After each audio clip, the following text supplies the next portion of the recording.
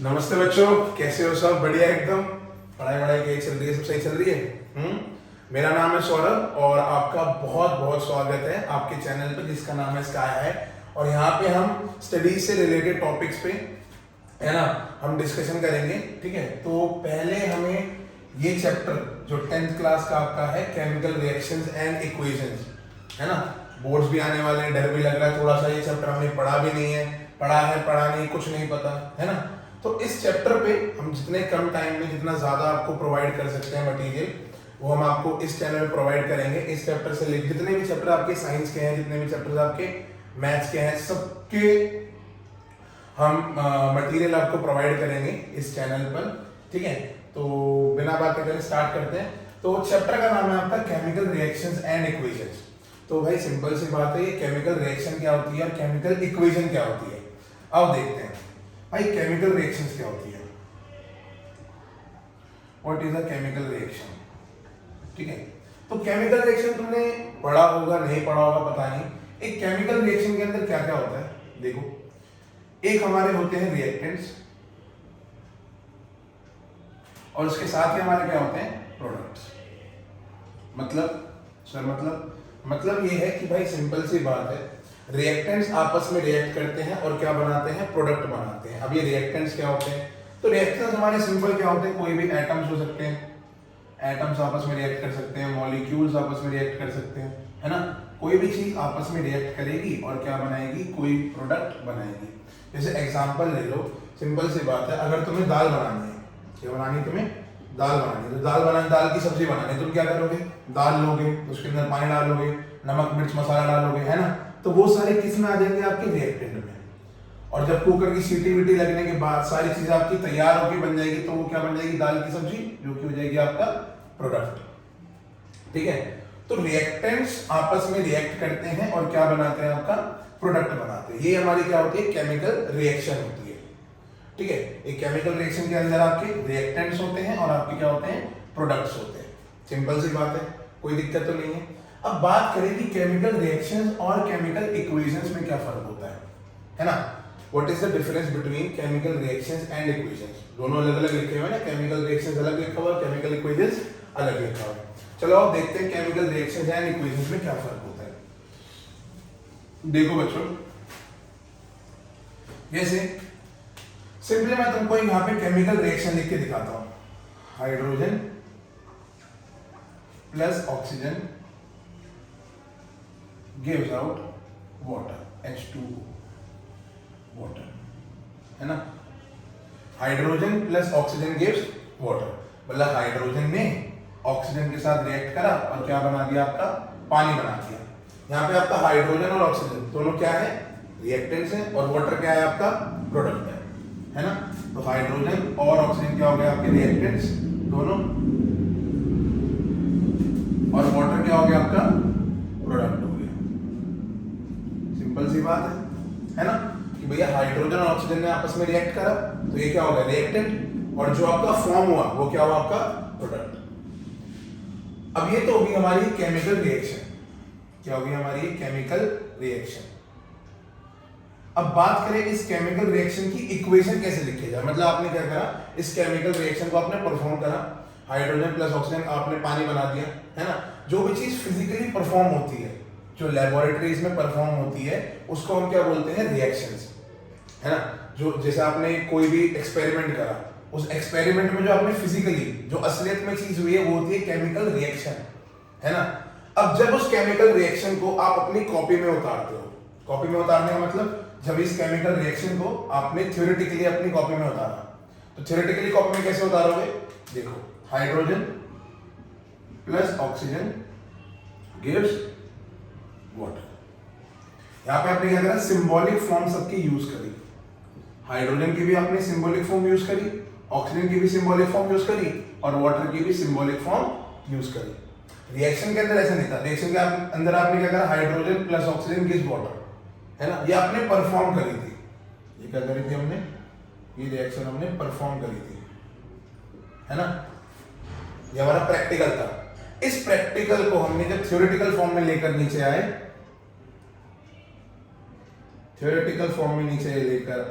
तो ये क्या बन गई हमारी केमिकल इक्वेशन। जब आप कोई भी चीज परफॉर्म करते हो वो होती है आपकी केमिकल रिएक्शन, और जब उस केमिकल रिएक्शन को लिखने का टाइम आता है, जब कॉपी में लिखते हो तो आपकी बन जाती है केमिकल इक्वेशन, है ना। इक्वेशन में आपको पता है दो साइड्स होती है, एक होती है LHS, एक होती है RHS। यहाँ पे भी देखो ये हमारी LHS लेफ्ट हैंड साइड, ये हमारी RHS राइट हैंड साइड। इसको ऐसे बोल सकते हैं रिएक्टेंट हैंड साइड और ये हमारी प्रोडक्ट हैंड साइड, ठीक है। तो ये फर्क था हमारा केमिकल रिएक्शंस एंड इक्वेशन के अंदर। आपको पता चल गया केमिकल रिएक्शंस के अंदर, इक्वेशंस के अंदर हमारा क्या होते हैं, रिएक्टेंट्स होते हैं, और कौन होते हैं हमारे प्रोडक्ट होते हैं। तो रिएक्टेंट्स आपस में मिलते हैं, रिएक्ट करते हैं और क्या बनाते हैं, एक प्रोडक्ट बनाते हैं। तो इसी मतलब इसी बेस के ऊपर हमारा पूरा टॉपिक जो है हमारा बना हुआ है। इसी चीज के ऊपर केमिकल रिएक्शंस और इक्वेशंस के ऊपर ये पूरा चैप्टर हमारा बना हुआ है। अब मैं आपको एक सिंपल सी बात बताऊं कि कितने तरह की हमारी रिएक्शंस होती है, कितने तरह की हमारी रिएक्शंस होती है। तो वैसे तो बहुत तरह की होती हैं, बट जो आपके 10th क्लास में आपकी दे रखी है, 10th क्लास में आपके बोर्ड्स के सिलेबस में दे रखी है, वो आपकी 4-5 तरह की आपकी रिएक्शन दे रखी है। जो आपकी सबसे पहली रिएक्शन है, वो सबसे पहली रिएक्शन है आपकी कॉम्बिनेशन रिएक्शन। कौन सी रिएक्शन है आपकी, कॉम्बिनेशन रिएक्शन, कॉम्बिनेशन रिएक्शन। अभी कॉम्बिनेशन रिएक्शन क्या होता है, देखो नाम से ही पता चलता है, कॉम्बिनेशन का मतलब होता है दो चीजों को कंबाइन करना, किन्हीं भी दो चीजों को या दो से ज्यादा चीजों को कंबाइन करना, ठीक है। तो एग्जांपल देखते हैं, आ जाओ। Carbon plus O2 gives carbon dioxide.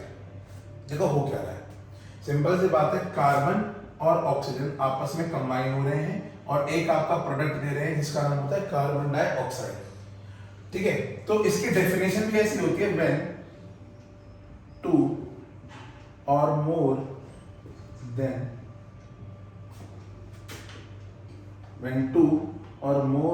two reactants combines to form a single product, then the reaction is known as combination reaction.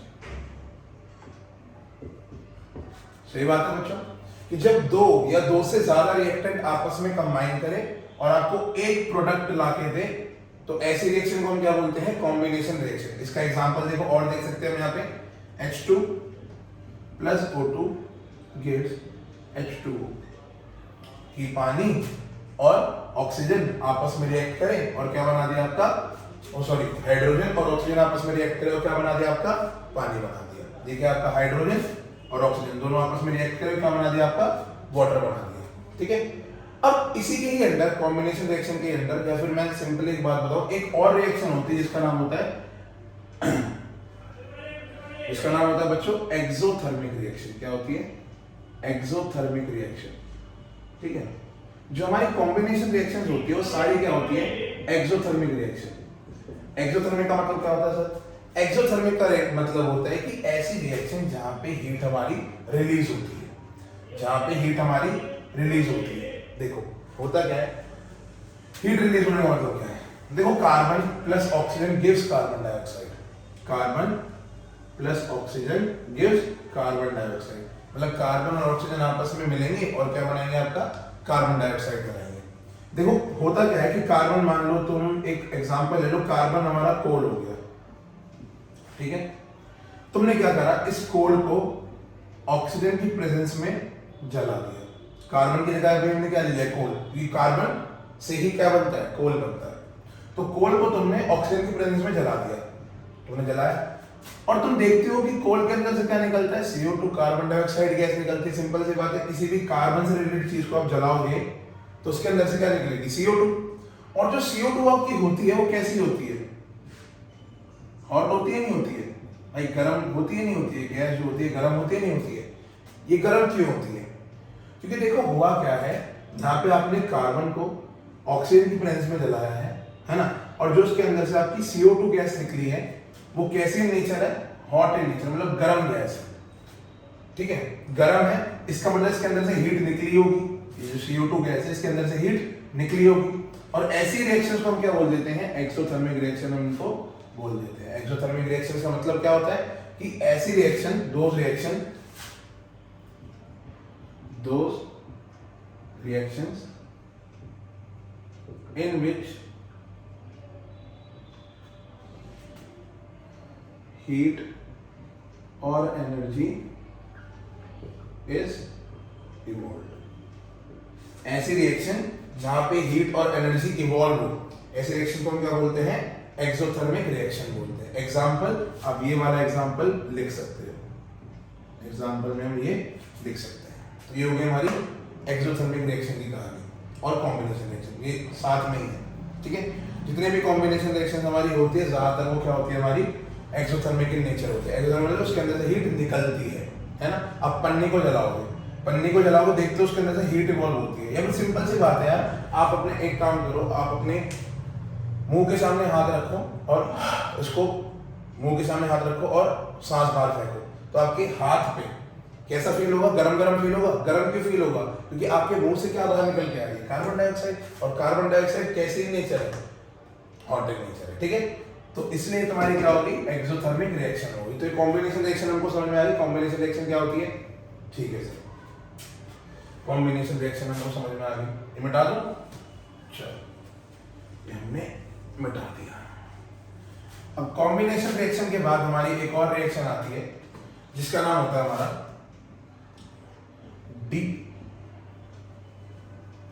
Decomposition reaction.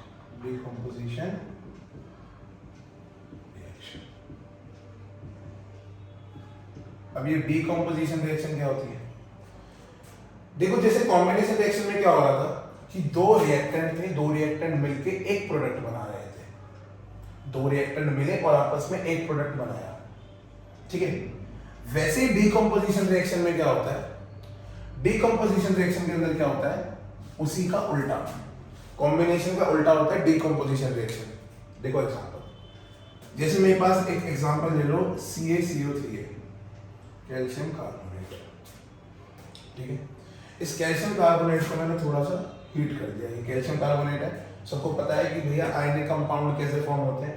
इस चैप्टर में हम सिंपली जितने भी कंपाउंड्स के बारे में पढ़ेंगे सारे प्योरली क्या होंगे, आयनिक कंपाउंड होंगे। सारे क्या होंगे, हमारे आयनिक कंपाउंड होंगे, ठीक है। सारे कंपाउंड्स हमारे सारे क्या होंगे, हमारे आयनिक कंपाउंड होंगे। बात करें डीकंपोजिशन रिएक्शन की, तो डीकंपोजिशन रिएक्शन हमारी क्या होती है, डीकंपोजिशन रिएक्शन हमारी होती है जिसमें एक ही रिएक्टेंट हो और एक ही रिएक्टेंट से खूब सारे प्रोडक्ट बन जाए। एक ही रिएक्टेंट हो और एक ही रिएक्टेंट से हमारे खूब सारे प्रोडक्ट बन जाए। जैसे कि हमारे पास एक रिएक्टेंट है, एक रिएक्टेंट से हमारा बन गया, यहाँ से देखो कैल्शियम निकला, कार्बन डाइऑक्साइड निकली और साथ ही साथ इसके ऑक्सीजन भी निकल गई। देखो एक ही रिएक्टेंट था, एक ही रिएक्टेंट ने कितने प्रोडक्ट बना दिए, 3 प्रोडक्ट बना दिए। उल्ट कॉम्बिनेशन में क्या हो रहा था, कॉम्बिनेशन में 2 या 2 से ज्यादा रिएक्टेंट थे और एक हमारा प्रोडक्ट बन रहा था। इसमें क्या हो रहा है, एक ही रिएक्टेंट है और 2 या 2 से ज्यादा हमारे प्रोडक्ट बन रहे हैं। तो कॉम्बिनेशन का उल्टा ही क्या हो गया हमारा, डीकंपोजिशन रिएक्शन। तो देखिए क्या है ना, when one reactant gives 2 or more than 2 products, then the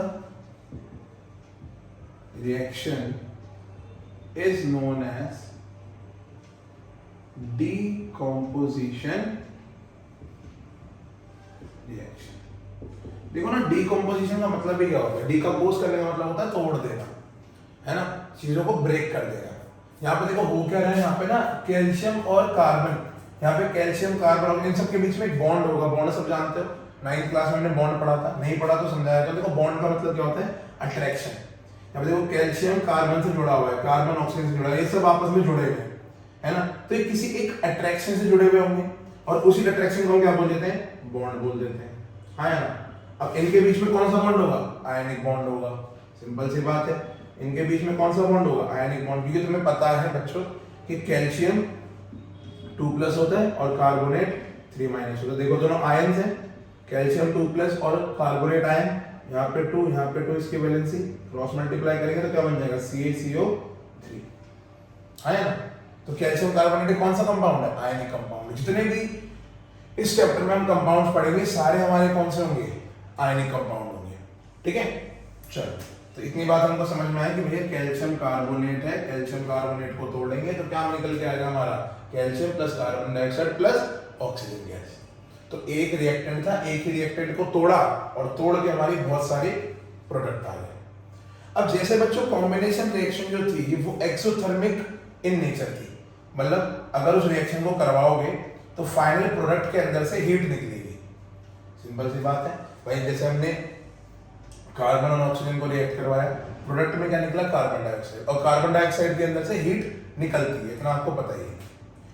वैसे ही ये जो रिएक्शन होगी हमारी, ये होगी हमारी एंडोथर्मिक इन नेचर बच्चों।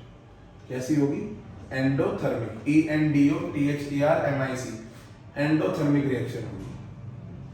क्या होगी हमारी, endothermic.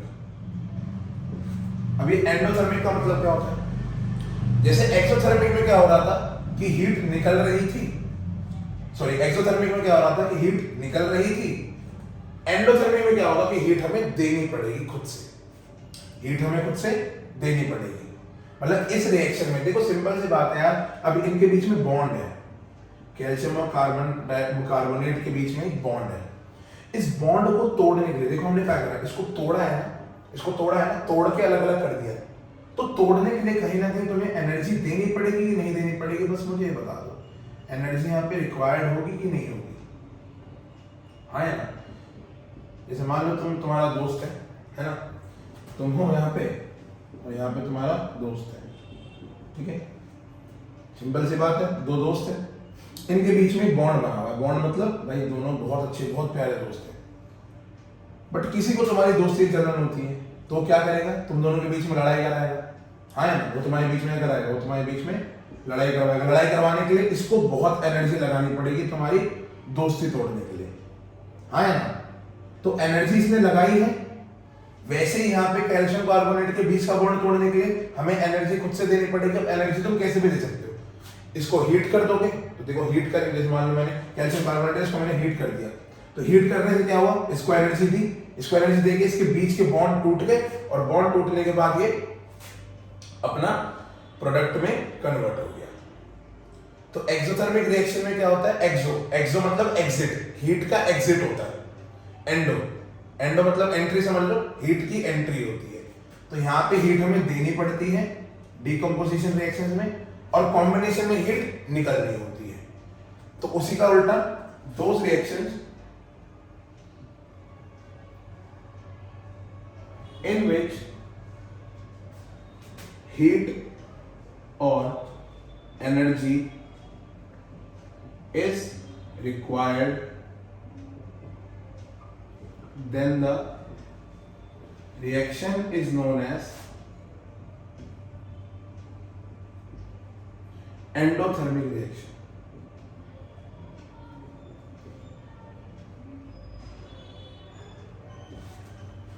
Then the reaction is known as endothermic reaction. तो endothermic reaction क्या होती है, सबको समझ में आ गया। decomposition reaction क्या होती है, सबको समझ में आ गया, ठीक है। तो decomposition reaction क्या होती है भाई, जब एक ही प्रोडक्ट, एक ही रिएक्टेंट आपके बहुत सारे प्रोडक्ट दे देता है, उसको तोड़ने के बाद एक रिएक्टेंट था, एक रिएक्टेंट को हमने तोड़ दिया है ना, और क्या मिल गया, बहुत सारे प्रोडक्ट मिल गए। तो ऐसे रिएक्शन को हम बोल देते हैं decomposition reaction। और decomposition आपकी कैसी नेचर होती है, एंडोथर्मिक नेचर होती है। एंडोथर्मिक मतलब इस रिएक्शन में हीट हमें देनी पड़ती है, खुद से देनी पड़ती है। कॉम्बिनेशन में क्या होता है, हीट अपने आप निकल जाती थी, ठीक है, क्योंकि वहां पे चीजें कंबाइन होती थी, वहां पे चीजें कंबाइन होती है। देखो कंबाइन हो रही है तो हीट निकल रही है। यहाँ पे हमें तोड़ना पड़ रहा है, यहाँ पे हमें तोड़ना पड़ रहा है, तो हमें हीट खुद से देनी पड़ेगी, ठीक है। चलो इतनी बात हम समझ में आ गई। अब बात करते हैं नेक्स्ट रिएक्शन की, डिस्प्लेसमेंट रिएक्शन। पर डिस्प्लेसमेंट रिएक्शन से पहले हमें एक चीज पढ़नी होगी जिसका नाम होता है मेटल एक्टिविटी सीरीज या मेटल रिएक्टिविटी सीरीज, ठीक है। अब बात क्या होती है ये बता दो बच्चों। चलो देखो, तो ये हमारी डीकंपोजिशन रिएक्शन हो गई। डीकंपोजिशन रिएक्शन समझ में आ गई हमको कि जब एक ही रिएक्टेंट बहुत सारे प्रोडक्ट फॉर्म कर दे तो उसको हम बोल देते हैं डीकंपोजिशन रिएक्शन। अब देखो हमें क्या पढ़ना है, हमें पढ़नी है अभी मेटल एक्टिविटी सीरीज। ये मेटल्स कहाँ से आ गए सर? मैंने आपको बताया था जितने भी इस चैप्टर में हमारे कंपाउंड है सारे आयनिक कंपाउंड है, और आयनिक कंपाउंड आप जानते हो क्या होते हैं कि एक मेटल होता है और एक मेटल होता है और एक नॉन मेटल होता है, दोनों आपस में मिलते हैं और क्या बना देते हैं, आपका आयनिक कंपाउंड बना देते हैं, हाँ ना। तो मतलब मेटल का आना तो जरूरी है ही। जैसे पिछले वाले केस में हमने CaCO3 देखा था, हाँ ना, इसमें Ca आपका क्या है, मेटल, और CO3 क्या है आपका नॉन मेटल। ठीक है सर, अब हम पहचाने कैसे कि कौन सा मेटल है कौन सा नॉन मेटल है? तो बच्चों सिंपल सी बात है, एक चीज अपने ध्यान में रखना कि जितने भी आपके कटायंस है, जितने भी आपके कटायंस है, all the cations are metals except hydrogen. ठीक है, जितने भी कटायंस है, कटायंस सब जानते होंगे जिनके ऊपर पॉजिटिव चार्ज होता है, जिनके ऊपर पॉजिटिव चार्ज होता है। तो जिनके ऊपर पॉजिटिव चार्ज होता है वो सारे क्या होते हैं, हमारे कटायंस, और कटायंस ही सारे क्या होते हैं, मेटल्स एक्सेप्ट हाइड्रोजन, है ना। हाइड्रोजन में तुमने H+ चार्ज देखा होगा, इसको हम हाइड्रोनियम आयन बोलते हैं, बोलते नहीं बोलते? H+ चार्ज देखा है ना हाइड्रोजन के ऊपर। वैसे ही यहाँ पे हमारे मेटल्स सारे क्या होते हैं, कटायंस होते हैं, बस हाइड्रोजन को छोड़ के सारे हमारे क्या होते हैं, मेटल्स होते हैं। जैसे एग्जांपल ले लो, एग्जांपल में देखो Na+, ये आपका मेटल है, Mg2+, देखो ये भी आपका मेटल है, Ca2+, देखो ये भी आपका मेटल है, Al3+, देखो ये भी आपका मेटल है। ये सारे बच्चों क्या हमारे मेटल्स ही तो हैं, एटसेट्रा, और भी बहुत सारे होते हैं, है ना। तो जिनके ऊपर भी पॉजिटिव चार्ज आपको दिख जाए वो सारे कटायंस हमारे क्या होते हैं, मेटल्स होते हैं। इसी का उल्टा कर दो, ऑल दी एनायन, जितने भी हमारे एनायंस हो गए वो सारे क्या हो गए, आपके नॉन मेटल हो गए एक्सेप्ट हाइड्रोजन। ऑल दी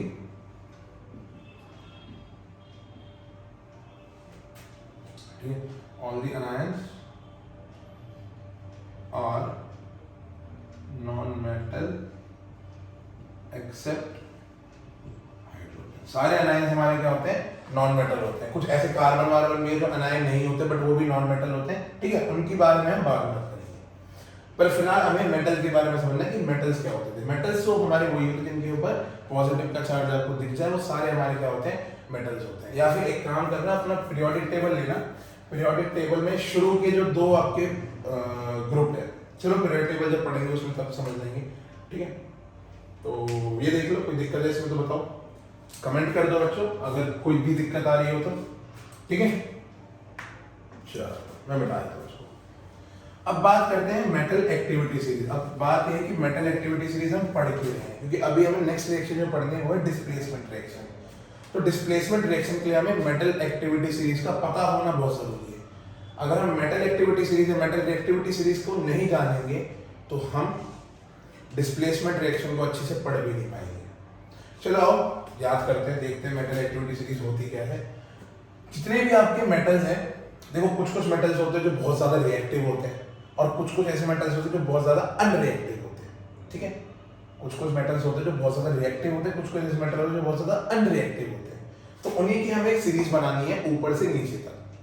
जितने भी आपके रिएक्टिव मेटल है उनको हम ऊपर रख देंगे, जितने भी नॉन रिएक्टिव मेटल है उनको हम नीचे रख देंगे। चलो देखते हैं। तो सबसे पहले आता है हमारा के मतलब पोटेशियम, पोटेशियम, ठीक है। सोडियम, ठीक है। कैल्शियम,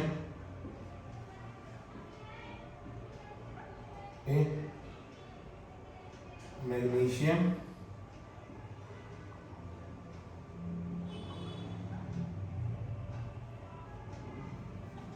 एल्यूमिनियम,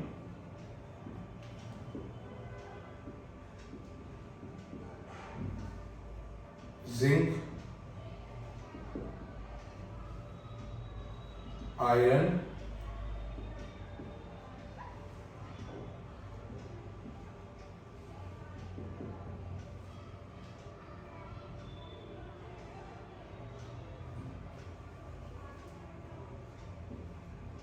लेड,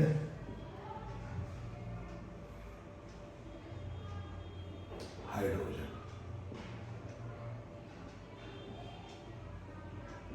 ठीक है, अब हाइड्रोजन देखो मेटल तो नहीं है, तो ये मेटल एक्टिविटी सीरीज में क्यों आया?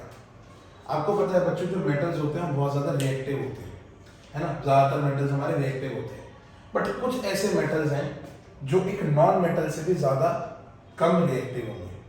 देखो ये सारे मेटल हैं, ये सारे हाइड्रोजन से ज्यादा रिएक्टिव है ना। इसके नीचे जो भी आपके मेटल आएंगे वो हाइड्रोजन से कम रिएक्टिव होंगे। मतलब हाइड्रोजन एक तरह का क्या है, एक तरह का बेंचमार्क है, एक तरह क्या है, बेंचमार्क है कि देखो इतने मेटल है सारे, देखो हाइड्रोजन से ज्यादा रिएक्टिव है ना। अब हाइड्रोजन से भी कम रिएक्टिव है वो मैं आपके सामने लिखता हूं यहाँ पे।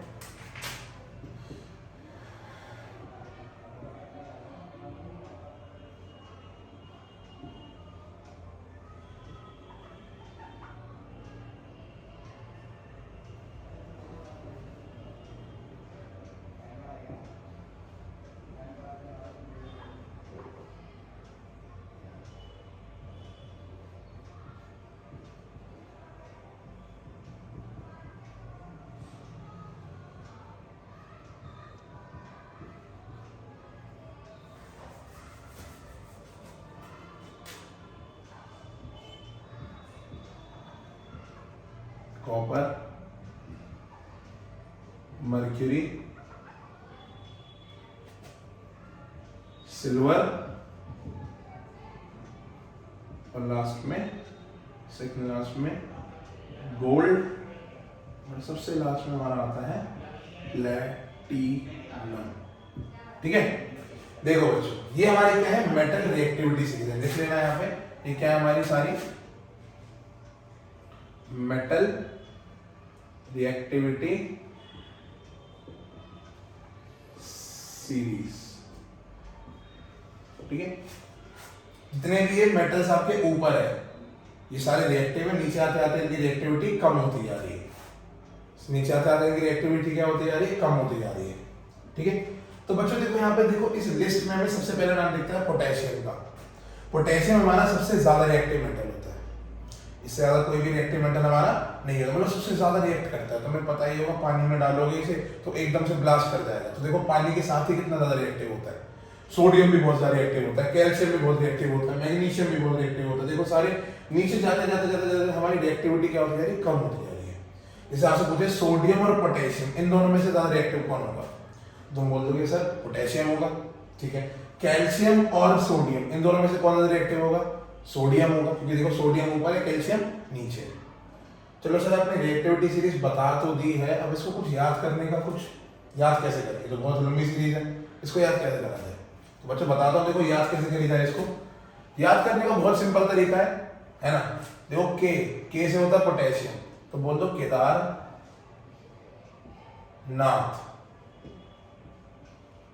केदारनाथ, नाथ मतलब सोडियम का, माली,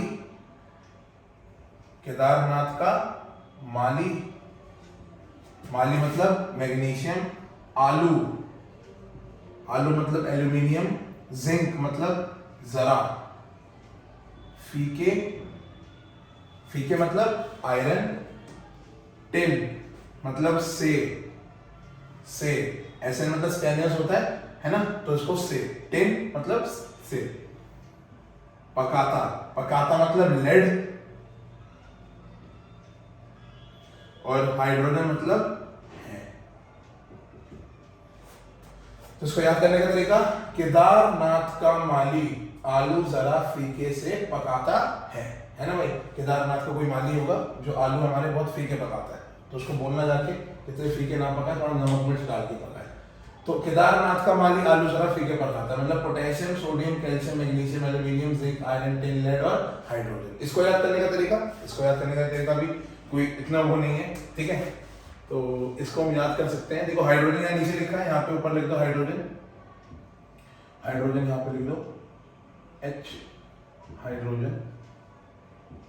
ठीक है, इसको याद करने का, देखो हाई कोट है आप का, हाई कोट है आपका, हाई मतलब हाइड्रोजन, कोट मतलब कॉपर, है मतलब मरकरी, आप मतलब AAP, A for silver, gold, platinum, तो हाई कोट है आपका। ठीक है, तो ऐसे हम पूरी केमिकल रिएक्शंस मतलब रिएक्टिविटी सीरीज को हमने याद कर लिया। एक बार फिर से देख लो पूरी chemical reactivity metal reactivity series को, फिर इसके बाद हम डिस्प्लेसमेंट रिएक्शन को और अच्छे से समझ पाएंगे। इसी तरह से हम डिस्प्लेसमेंट रिएक्शन को और अच्छे से समझ पाएंगे जब आपको ये पूरी मेटल रिएक्टिविटी सीरीज याद हो जाएगी। याद करने का तरीका, केदारनाथ का माली आलू जरा फीके से पकाता है, हाई कोट है आपका। ठीक है, फिर से एक बार बोलता हूँ, potassium, sodium, calcium, magnesium, aluminium, zinc, iron, tin, lead, hydrogen, फिर copper, mercury, silver, gold, platinum. इतना ही याद करने की जरूरत है, इससे ज्यादा आपको याद करने की जरूरत नहीं है, इससे ज्यादा आपके बोर्ड्स में पूछा भी नहीं जाएगा। ठीक है, इससे ज्यादा आपके ना बोर्ड्स में हो जाएगा, कहीं पे भी अभी फिलहाल के लिए आपसे पूछा जाएगा। बस इतना याद रखना है आपको, फिर इसके बाद आप इजीली डिस्प्लेसमेंट रिएक्शन को बहुत अच्छे से समझ पाओगे। ठीक है, तो मैं मिटा देता हूँ बच्चों, ये मैं मिटा देता हूँ। ठीक है, अब आगे बढ़ते हैं। जो आपकी चौथे टाइप की रिएक्शन है, चौथे टाइप की रिएक्शन आपकी तीसरे टाइप की जो आपकी रिएक्शन है, थर्ड टाइप की रिएक्शन जो आपकी आ गई यहाँ पे, वो कौन सी आ गई? Displacement reaction. कौन सी रिएक्शन आ गई आपकी? Displacement reaction. ठीक है, अब ये डिस्प्लेसमेंट रिएक्शन क्या होती है? देखो, डिस्प्लेस करने का मतलब क्या होता है, पहले डिस्प्लेस का मतलब। डिस्प्लेस करने का मतलब होता है कि एक को हटाओ और दूसरे को लगाओ, है ना। जैसे मान लो ये एक गली है, ये एक गली का कोई गुंडा बच्चा है, ठीक है, एक गली है, एक गली का कोई गुंडा बच्चा है, ठीक है, और मान लो यहाँ से बाहर से कोई और दूसरा तगड़ा गुंडा बच्चा आ गया, ये क्या करेगा? ये जो गुंडा बच्चा है ये आएगा इसके पास, इससे लड़ाई करेगा, इसको भगा देगा और खुद आके इस गली पे राज करेगा। तो उस गुंडे बच्चे ने क्या करा? इसने कुछ नहीं करा, ये आया, दूसरा गुंडा बच्चा था उसको हटाया, उसको बाहर फेंका, बेचारे को, यहाँ देखो यहाँ पे खड़ा हुआ है ना, अब कुछ नहीं इसके पास करने के लिए, है ना। तो इसने क्या करा? इसने इसको डिस्प्लेस करके खुद इस गली का गुंडा बन गया। क्या करा इसने? इसको डिस्प्लेस करा और खुद इस गली का गुंडा बन गया। यही हमारी डिस्प्लेसमेंट रिएक्शन होती है। चलो ध्यान से करके देखते हैं। तो डिस्प्लेसमेंट रिएक्शन मतलब क्या होता है? देखो कि एक पहले एग्जांपल देता हूं आपको, है ना।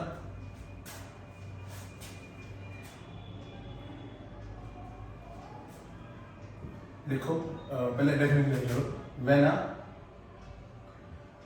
Highly reactive metal displaces a less reactive metal from its salt solution। ठीक है, जब एक बहुत ज्यादा रिएक्टिव मेटल किसी कम रिएक्टिव मेटल को, है ना, डिस्प्लेस कर देता है उसी के सॉल्ट सॉल्यूशन के अंदर से। उसी के सॉल्ट सॉल्यूशन का मतलब क्या होता है? देखो सिंपल सी बात है, एक मेटल नॉन मेटल मिलेंगे, क्या बनेंगे आपस में? सॉल्ट बनाएंगे, है ना। आयनिक कंपाउंड हमारे ज्यादातर क्या होता है? सॉल्ट्स भी तो होते हैं, है ना, जैसे Na और Cl, NaCl मिले, ये एक आयनिक कंपाउंड भी साथ के साथ एक सॉल्ट भी है, आया ना। चलिए ऐसे समझ में आएगा, एग्जांपल से और अच्छे समझ में आ जाएगा। देखो क्या कहना चाह रहा है। मान लो तुम्हारे पास एक सॉल्ट सॉल्यूशन है, सॉल्ट सॉल्यूशन मान लो तुम्हारे पास है NaCl। कौन है तुम्हारे पास? NaCl। ठीक है, NaCl तुम्हारा सॉल्ट हो गया। ठीक है, अब तुमने क्या करा? इस सॉल्ट सॉल्यूशन में तुमने हाईली रिएक्टिव मेटल डाल दिया। हाईली रिएक्टिव मेटल कौन है तुम्हारा? पोटेशियम। कौन है तुम्हारा? पोटेशियम। तुमने एक सॉल्ट सॉल्यूशन में, जो कि आपका था सोडियम क्लोराइड, इस सोडियम क्लोराइड में आपने क्या डाल दिया? पोटेशियम डाल दिया। ठीक है, तो अब क्या होगा? ध्यान से देखो, अब होगा क्या? ये जो सोडियम है, ये सोडियम आपका कर जाएगा डिस्प्लेस क्यों कर जाएगा? क्योंकि देखो सोडियम और पोटेशियम, इन दोनों में से ज्यादा रिएक्टिव कौन है? अभी हमने रिएक्टिविटी सीरीज पढ़ी थी तो देखा था कि सोडियम ऊपर आता था और पोटेशियम ऊपर आता था और सोडियम नीचे आता था। तो कहीं ना कहीं पोटेशियम जो है सोडियम से ज्यादा रिएक्टिव है। तो पोटेशियम क्या करेगा? इस सोडियम को हटा के खुद लग जाएगा और सोडियम को उठा के बाहर फेंक देगा। तो देखो प्रोडक्ट में क्या आएगा? KCl plus Na, KCl plus Na। ये KCl क्या है मेरा? Potassium chloride. यही तो डिस्प्लेसमेंट हुआ कि भैया जो हाई रिएक्टिव मेटल था उसने जो सोडियम जो लेस रिएक्टिव मेटल था उसको उठा के बाहर फेंका और इसकी जगह पे आके लग गया क्लोरीन के साथ। तो ऐसी रिएक्शन को हम क्या बोलते हैं? Displacement reaction. ये क्या बन गया मेरा? पोटेशियम क्लोराइड, पोटेशियम क्लोराइड, ये क्या बन गया मेरा? सोडियम। ठीक है, सोडियम यहां से अलग बाहर निकल गया, हाँ है ना। इसका सॉल्ट सॉल्यूशन था, इस सॉल्ट सॉल्यूशन में हमने पोटेशियम डाला, तो पोटेशियम ने क्या करा? सोडियम के साथ लग के क्लोरीन के साथ लग के सोडियम को हटा के खुद बना दिया पोटेशियम क्लोराइड। इसके और एग्जांपल देखना चाहो तो और एग्जांपल देख लो। जैसे यहाँ पे मैं आपका लिख दूं CaCO3 plus Mg, CaCO3 plus Mg। CaCO3 क्या है हमारा? कैल्शियम कार्बोनेट, और Mg कौन है मेरा यहाँ पे? मैग्नीशियम। तो कैल्शियम कार्बोनेट और मैग्नीशियम के साथ जब रिएक्ट कराओगे तो क्या होगा कि कैल्शियम यहाँ से हट जाएगा। अब देखो पहले कैल्शियम और मैग्नीशियम दोनों में से ज्यादा रिएक्टिव कौन है? मैग्नीशियम ज्यादा रिएक्टिव है और कैल्शियम लेस रिएक्टिव है ना। तो क्या करेगा? क्या मैग्नीशियम इस कैल्शियम को हटा पाएगा? सोचो सोचो सोचो सोचो, क्या ये मैग्नीशियम इस कैल्शियम को हटा पाएगा?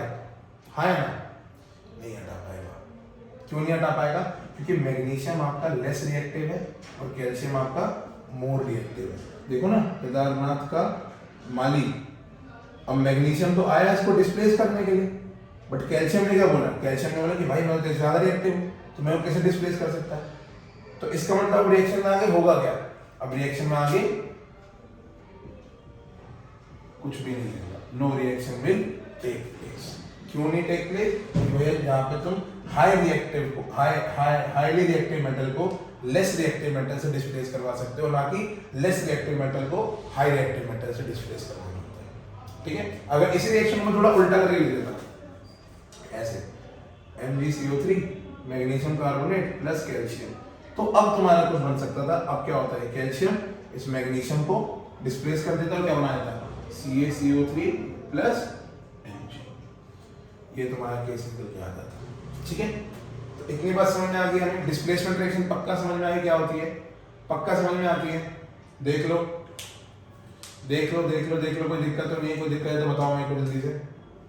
कोई दिक्कत है तो मुझे बताओ जल्दी से कि क्या हो रहा है क्या नहीं हो रहा। देख लो जल्दी से।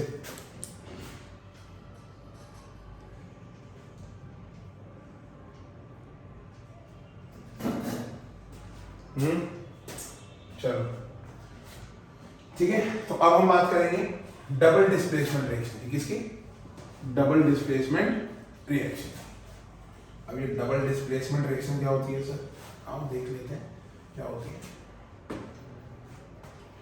चौथी टाइप की हमारी रिएक्शन होती है double displacement reaction.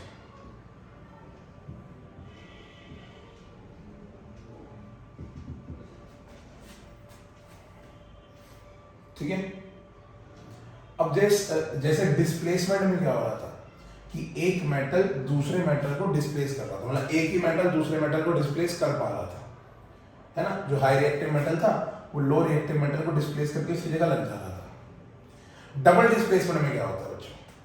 Double displacement में कुछ नहीं होता है। देखो क्या होता है, देखो मैं तुमको दिखाऊं। जैसे मेरे पास एक सॉल्ट NaCl और इसके साथ ये मेरे पास एक और तुम सॉल्ट दे लो, मान लो K2CO3, पोटेशियम कार्बोनेट, और मेरे पास कौन है यहाँ पे? Sodium chloride. एक है मेरे पास पोटेशियम कार्बोनेट और एक है मेरे पास सोडियम क्लोराइड। तो होता क्या है, ध्यान से देखो, मेरे पास अब यहाँ पे दो सॉल्ट सॉल्यूशन है। एक तो सोडियम क्लोराइड भी है, एक तो सोडियम क्लोराइड है, इसके साथ साथ कौन है मेरा? Potassium carbonate. पोटेशियम कार्बोनेट के साथ साथ कौन है मेरा? Sodium chloride. अब तुमने क्या करा? दोनों के सॉल्ट सॉल्यूशन को आपस में मिलाया, है ना। तो दोनों के सॉल्ट सॉल्यूशन को मिलाने के बाद हुआ क्या? होता कुछ नहीं है। अब यहाँ पे ध्यान से देखो, दोनों के सॉल्ट सॉल्यूशन को मिलाने के बाद अब देखो पोटेशियम में ज्यादा रिएक्टिव है, हाँ या ना। ये क्या करेगा? अपने सॉल्ट को छोड़कर ये चला जाएगा सोडियम के सॉल्ट के पास, और सोडियम की जगह को धक्का देगा, सोडियम बोले भाई बाहर निकल, सोडियम बोलेगा भाई तो बाहर निकल, मेरे को लगना है। अपना सॉल्ट छोड़ के दूसरे के सॉल्ट के पास जा रहा है और बोल रहा है इस मेटल को भाई तो बाहर निकल, मुझे क्लोरीन के साथ लगना है। उसने बोला ठीक है भाई, तू ज्यादा रिएक्टिव है, तू मेरे को डिस्प्लेस कर सकता, तो तू आगे लग जा। तो क्या होगा, पोटेशियम जो होगा क्लोरीन के साथ लग जाएगा। अब बात क्या होगी कि सोडियम क्या करेगा, और सोडियम बोलेगा यार देख तूने मेरे को बाहर तो निकाल ही दिया, अब मैं कहाँ जाऊँ। तो उसने बोला चल तू बाहर निकल गया तो एक काम कर, तू मेरे सॉल्ट के पास चला जा, मैं तेरे सॉल्ट के पास आ गया, तू मेरे सॉल्ट के पास चला जा। पहले इसने इसको डिस्प्लेस करा, इसने इसको डिस्प्लेस कर दिया, तभी तो बोले डबल डिस्प्लेसमेंट, दोनों मेटल आपस में एक दूसरे को डिस्प्लेस कर रहे हैं, है ना भाई, दोनों मेटल आपस में एक दूसरे को डिस्प्लेस कर रहे हैं। पोटेशियम सोडियम को डिस्प्लेस कर रहा है, सोडियम पोटेशियम को डिस्प्लेस कर रहा है, और दोनों के सॉल्ट अलग अलग हो गए। पहले क्या था यहाँ पे सोडियम और क्लोरीन, सोडियम क्लोराइड, अब कौन हो गया मेरा पोटेशियम कार्बोनेट, है ना। अब क्या बन गया यहाँ पे पोटेशियम क्लोराइड साथ में सोडियम Na2CO3, सोडियम कार्बोनेट, ठीक है। पहले क्या था मेरा सोडियम क्लोराइड साथ में पोटेशियम कार्बोनेट, रिएक्ट करवा तो क्या बन गया potassium chloride plus sodium carbonate, ठीक है। इसका और एग्जांपल देख लो, तो और एग्जांपल देख लो, जिसे मैंने बोल दिया BA,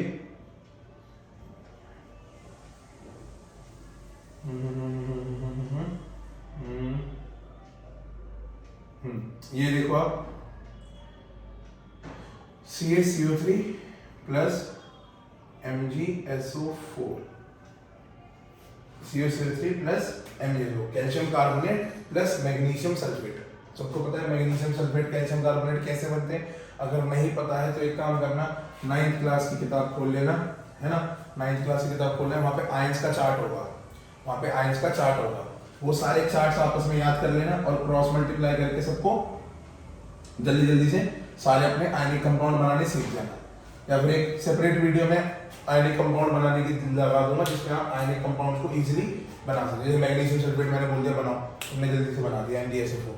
मैंने बोला कैल्शियम कार्बोनेट बनाओ, तुमने आराम से बना दिया CaCO3। मैंने बोल दिया पोटेशियम डाइक्रोमेट बनाओ, तो तुमने बनाया K2Cr2O7, ठीक है।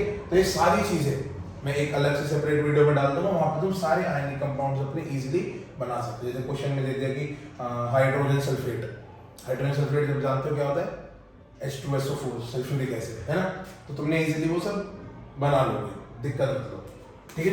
अब देखो यहाँ पे क्या हुआ, कैल्शियम कार्बोनेट है और मैग्नीशियम सल्फेट है, तो कैल्शियम कार्बोनेट और मैग्नीशियम सल्फेट, देखो कैल्शियम कार्बोनेट और मैग्नीशियम सल्फेट, फिर से देख लो कैल्शियम कार्बोनेट और मैग्नीशियम सल्फेट, होगा क्या कैल्शियम और मैग्नीशियम, इन दोनों में खेल चलना है, कैल्शियम में और मैग्नीशियम में चलना है। कैल्शियम क्या बोलेगा, कैल्शियम बोलेगा कि भाई मैं ज्यादा रिएक्टिव हूँ, है ना, मैं तेरे को डिस्प्लेस कर रहा हूँ। उसने बोला ठीक है मैं भी कम रिएक्टिव हूँ, मैं तेरी जगह लग जाऊंगा। तो क्या होगा यहाँ पे CaSO4 calcium sulphate plus magnesium carbonate, एक दूसरे की जगह इन्होंने क्या कर ली, क्या कर ली, दोनों की जगह डिस्प्लेस कर ली। कैल्शियम ने मैग्नीशियम को, मैग्नीशियम ने कैल्शियम को डिस्प्लेस कर दिया, और क्या निकल गया आपका डबल डिस्प्लेसमेंट रिएक्शन, ठीक है। ठीक है बच्चों, कोई दिक्कत तो नहीं है तो बता दो। अब ऐसे हमारी 5वें टाइप की रिएक्शन भी होती है जिसको हम रिडॉक्स रिएक्शन बोलते हैं, जिसमें रिडक्शन और ऑक्सीडेशन कंसेप्ट होता है, ठीक है। अभी आज मैंने तुम्हें टाइप्स ऑफ रिएक्शन 4 तरह की रिएक्शन बताई है, ठीक है। रिडॉक्स के लिए मैं अलग से एक वीडियो बनाऊंगा 10-15 मिनट की, और जो आपकी वीडियो होगी, ठीक है, उसमें आपको पूरी तरह से रिडॉक्स रिएक्शन अच्छे से समझाऊंगा। फिलहाल आपको 4 रिएक्शन याद करनी है, 4 रिएक्शन के बारे में समझना है। एक मेटल रिएक्टिविटी सीरीज मैंने आपको बता दी वो करने हैं, और साथ में आपको आयनिक कंपाउंड कैसे बनाने हैं उसके लिए मैंने आपको बता दी 9th क्लास की आपकी जो NCERT है, NCERT में आप देखोगे आयंस का चार्ट होगा, ठीक है। उसमें नेम ऑफ आयंस लिखे होंगे, सिंबल्स लिखे होंगे, ठीक है। वो सब आप याद कर लेना। नहीं हो पाएगा तो उसके लिए मैं अलग से सेपरेट वीडियो डाल दूंगा, जहां पे आप आयनिक कंपाउंड भी इजीली फॉर्म कर सकते हो, उसका फॉर्मूला आराम से बना सकते हो। जैसे मैंने बोल दिया कि भाई बनाओ मैग्नीशियम नाइट्रेट, तो बच्चे कुछ कंफ्यूज हो जाते हैं यार मैग्नीशियम नाइट्रेट कैसे बनाया जाए। तो आपको मैग्नीशियम आयन के बारे में पता होना चाहिए और नाइट्रेट आयन के बारे में पता होना चाहिए, है ना, कि मैग्नीशियम का हो गया Mg2+ और नाइट्रेट का हो गया NO3-, है ना। अब यहाँ पे 2, यहाँ पे 1, दोनों क्रॉस मल्टीप्लाई करा तो कितना हो गया Mg(NO3)²। ये सब आपको पता होना चाहिए। नहीं पता तो कोई बात नहीं, कोई बात नहीं, मैं इसके लिए अलग सेपरेट वीडियो बना दूंगा जहाँ पे आप इजीली उसको आराम से एंजॉय कर पाओगे, ठीक है। तो 4 तरह के मैंने रिएक्शन बताए। इसमें हमारे जो दो टॉपिक्स आपके रह गए।